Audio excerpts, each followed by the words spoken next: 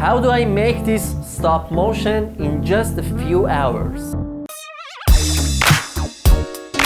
Hey guys, my name is Aria, I'm a filmmaker. Before we get into the video, make sure you subscribe to my channel and turn on the notification. First, I turn on my light box, place my old phone in this DIY grip and start drawing my thing with this magic marker. By the way, I don't have any drawing in mind. I told you guys before about this phone. This is LG G4 and it has a very cool feature. For shooting photos, when you say some specific words, the phone start shooting, and it's very cool for shooting stop motions because you don't need to touch your phone and it becomes much easier. So I have my drawing in my mind. I turn all this drawing into small parts. After drawing every small part, I shoot one photo, something like that. After shooting, I copy all these photos in my hard drive and use the Adobe Lightroom for color correcting and color grading. And you can do all of these for one photo and synchronize it to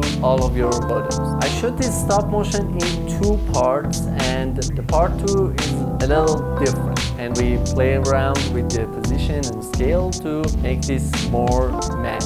After exporting all of these images, open up the Adobe Premiere Pro in Preference, Timeline, and Still Images, and we change the still images about 2 frames. Drag and drop the first sequence of my stop motion. Right click, nest for make all of this in one footage. There's some other ways too. And do all of this for the second part as well. And again, play around with scale, position, and using the lens correction effect to make these two parts more match. After that, add a adjustment layer and use the transform effect. Play around with scale to make this stop motion more interesting. Add a solid background in the end, and this is our result. Thanks for watching. Let's see the stop motion one more time and see you guys next time.